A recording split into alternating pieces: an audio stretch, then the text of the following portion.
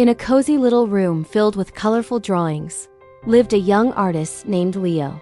Leo loved to draw more than anything else. He drew everything he saw: his family, his dog, and the big oak tree outside his window. One sunny afternoon, while rummaging through an old wooden chest in the attic, Leo found something he had never seen before. It wasn't a dusty old toy or a forgotten book. It was a pencil. But this was no ordinary pencil. It was smooth and shiny, and when the light caught it just right, it shimmered with all the colors of the rainbow. Leo felt a tingle of excitement as he picked it up. It felt warm and seemed to hum with a gentle energy. He rushed back to his room, his heart thumping with anticipation. He took out a fresh, crisp sheet of paper and, with the magic pencil in hand, he decided to draw a mouse. He drew a small, round body, big floppy ears, a long, curly tail, and tiny whiskers. He named him Squeaky. As he drew the final whisker, the pencil glowed with a brilliant, bright light. The drawing on the paper began to wiggle and squirm. With a tiny pop, Squeaky, the little mouse, leaped right off the page. He was no longer a flat drawing, but a real, living, breathing mouse, twitching his nose and looking up at Leo with curious black eyes. Leo gasped in amazement. This wasn't just a shiny pencil. It was a magic pencil. Squeaky squeaked happily and did a little dance on Leo's desk. "Wow, you're real!" Leo whispered, still in disbelief. Squeaky nodded eagerly. Leo grinned. This was the start of the most amazing adventure ever. "Come on, Squeaky," said Leo, scooping up his new friend and the magic pencil. "Let's see what else we can create." Their first adventure began right there in the room. The door was shut, and the handle was too high for Leo to reach. How do we get out?" Leo wondered. Squeaky pointed his little nose at the pencil. Leo had an idea. He took the pencil and drew a square on the floor. Poof! A solid wooden box appeared. Then he drew another square on top of it. Poof! Another box appeared. He drew a third and a fourth, each one a perfect square, creating a set of stairs. He had learned about squares in his math class. They had 4 equal sides and 4 right angles. Now his drawing had become real steps. He and Squeaky climbed the blocky stairs, and Leo could easily reach the doorknob. They had used a simple shape to solve a real problem. "We make a great team," Leo cheered as they stepped out of the room. Their next challenge awaited them in the garden. The beautiful red ball Leo loved to play with was stuck on the other side of a wide, muddy puddle. "Oh no," said Leo. "How will we get across without getting all muddy?"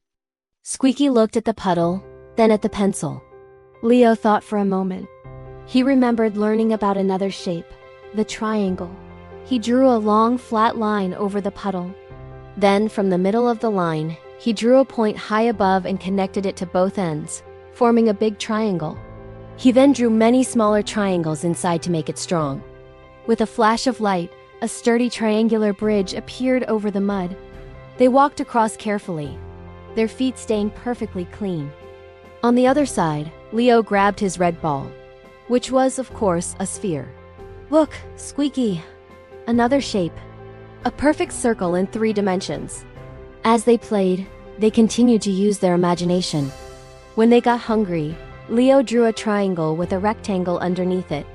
Pop! A delicious slice of pizza appeared, which they shared. When the sun became too hot, he drew a huge circle with a line coming down from it. Flash! A big, colorful umbrella sprouted from the ground, giving them shade. They drew rectangles that became chocolate bars and ovals that turned into yummy cookies. Each creation was a lesson in shapes and problem solving. They learned that triangles were strong, circles could roll, and squares could stack. The world was their canvas, and with the magic pencil, anything was possible. But as the sun began to set, a shadow fell over the garden. A dark, gooey blob seeped out from under the garden shed. It grew bigger and bigger, gurgling and burbling. It was a giant ink blot, a smudge of blackness that threatened to cover everything. It was a mistake monster. It had no shape, no form, just a messy, spreading darkness. Squeaky hid behind Leo's leg, trembling. Leo felt a knot of fear in his stomach. His first instinct was to erase it, but the pencil had no eraser. The monster was born from a stray, uncontrolled drip of the pencil's magic ink. What do we do? He thought, his heart pounding. The monster oozed towards his beautiful drawings, threatening to swallow them in its inky gloom. Then Leo remembered something his art teacher once said: "There are no mistakes in art, only happy accidents." He looked at the formless blob and then at his colorful pencil. He couldn't fight it with shapes. He had to use something else. Colors? He knew that mixing colors could create new ones. He took a deep breath. "I'm not afraid of you," he shouted at the monster. He pointed the magic pencil and drew a big splotch of bright yellow onto the monster's dark body. Then he added a splash of vibrant blue. Where the yellow and blue mixed, a beautiful rich green appeared, swirling like new leaves. The monster shuddered, but it didn't look scary anymore. It looked interesting. Encouraged, Leo added a dash of red. When the red mixed with the yellow, it created a fiery orange. When it touched the blue, a deep royal purple emerged. He was no longer fighting the monster, he was painting it. He drew swirls and dots, lines and patches of every color he could imagine. He was transforming the mistake into a masterpiece. The dark, scary blob was now a canvas of breathtaking colors, shimmering and glowing. With one final touch, Leo drew two large, magnificent wings on either side of the colorful mass, using all the colors he had created.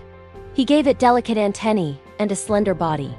The mistake monster was gone. In its place, a colossal, beautiful butterfly gently lifted off the ground. Its wings were a mosaic of green, orange, purple, and every shade in between. It fluttered gracefully, casting a rainbow of light across the entire garden.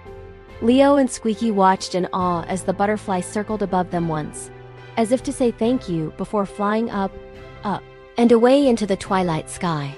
As the last glimmer of the butterfly's wings disappeared, Leo looked down at the pencil in his hand. It was beginning to fade, its rainbow shimmer growing dimmer and dimmer. The magic was leaving.